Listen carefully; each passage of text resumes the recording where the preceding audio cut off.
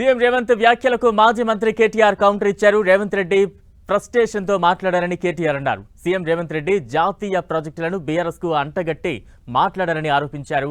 అదానీ పెట్టుబడులకు KCR red signal ఇస్తే కాంగ్రెస్ సర్కార్ రెడ్ కార్పెట్ వేసిందని కేటీఆర్ కామెంట్ చేశారు. ఇప్పుడు రేవంత్ రెడ్డి గారు 10-15 సంవత్సరాలుగా అందరికి చెప్తా ఉండేటోడు ఎప్పటికైనా ముఖ్యమంత్రిని అవుతానని. మరి ముఖ్యమంత్రి అయిన తర్వాత కూడా ఇంత ఫ్రస్ట్రేషన్ ఎందుకు? ముఖ్యమంత్రి అయిన తర్వాత కూడా రోజు కేసీఆర్ని తిట్టుడెందుకు? ముఖ్యమంత్రి అయిన తర్వాత కూడా రోజు మా మీద ఏడుపులు ఎందుకు? కావాల్సిన పదవి వచ్చింది, కావాల్సినంత దోపిడీ జరుగుతూనే ఉంది నీకు నిరాటంకంగా. మరి అట్లాంటప్పుడు ఇంత ఫ్రస్ట్రేషన్ ఎందుకు నాకైతే అర్థం కావడం లేదు. నిన్న ఆయన వైఖరి చూస్తుంటే నాకైతే ఒకటే అనిపించింది, చిట్టినాయుడు గారికి చిప్పు దొబ్బింది అనిపించింది.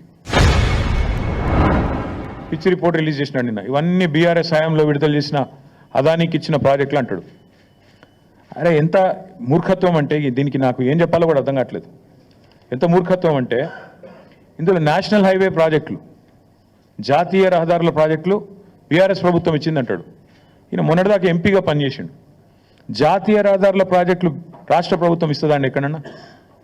మరి గడ్కరీ గారు ఇక్కడ పనిచేస్తుండా, అక్కడ పనిచేస్తుండా? ఆయన మొన్నటిదాకా అక్కడున్నాడా, ఇక్కడున్నాడా? అసలు ఈరోజు ఎక్కడున్నాడు మాకే అర్థం కావట్లేదు. జాతీయ ఉపరితల రవాణా అంటే నేషనల్ సర్ఫేస్ ట్రాన్స్పోర్ట్, గడ్కరీ గారు మంత్రి. ఆయన డిపార్ట్మెంట్ టెండర్లు పిలిచి అందులో అదానికి దేశమంతా వర్కులు వచ్చినాయి, ఈడొచ్చినాయి. అది మాకంట కడతానంటే ప్రజలు పిచ్చివాళ్ళు కాదు. రెండవది రక్షణ శాఖకు సంబంధించి అసలు మాకు చాలా ఆశ్చర్యంగా ఉంది. రక్షణ శాఖ రాష్ట్ర ప్రభుత్వ ఆధీనంలో ఉంటుందండి. రాజ్నాథ్ సింగ్ గారు ఏం చేస్తున్నారు? మరి ఈ ఫోటో చూపెట్టిండు.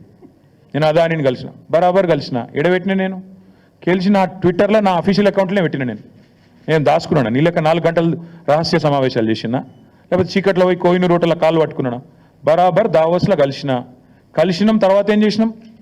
ఒక ప్రపోజల్ ఇచ్చిండు, యోగి జెప్కి పని చేసినాం మేము. KCR rejects Adanis offer. మేము నీ లెక్క మాకు ఏం చేసినా బాజాప్తా చేసినాం తప్ప బేజాప్తా చేసే కర్మ మాకు లేదు. అదానీని మేము ఎన్నడూ ఎంకరేజ్ చేయలే.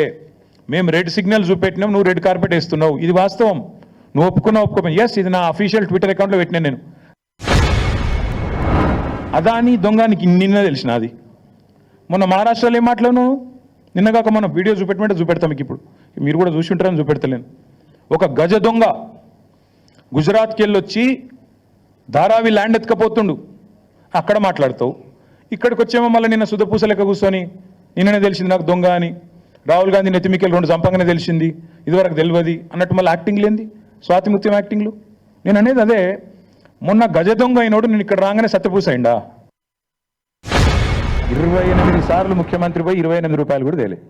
పైసలు బొక్క, ఫ్లైట్ ఖర్చులు బొక్క తప్ప ఏమి లేదు రాష్ట్రానికి. 28 సార్లు పోయినావు. నీ సొంత ఖర్చులతో పోతే పో, ఎవడొద్దన్నాడు? ఓం బిర్లా పెళ్లికో లేకపోతే లేకపోతే ఇంకో పేరెంటానికో ఇంకొకటికో మేము ఎందుకు వద్దంటాం. కానీ రాష్ట్ర ప్రజల సంపద, నువ్వు ప్రతిసారి ఎక్కే విమానం, దిగే విమానం, స్పెషల్ ఫ్లైట్లు ఏవైతున్నాయో అది రాష్ట్ర ప్రజల పైసలు. కనీసం పెట్టిన పెట్టుబడన పడతలు కావన్నా వద్దా? 28 రూపాయలు తెచ్చినావా? తేగలిగిండా? పోయేది అక్కడ చీకట్లో కాళ్ళు పట్టుకోవడానికి, రాహుల్ గాంధీతో బేరమాడి బ్యాగులు ఇచ్చి మూటలు ఇచ్చి ఆయన కుర్చీ కాపాడుకోవడానికి. అంత తప్ప ప్రజల కోసం పోతా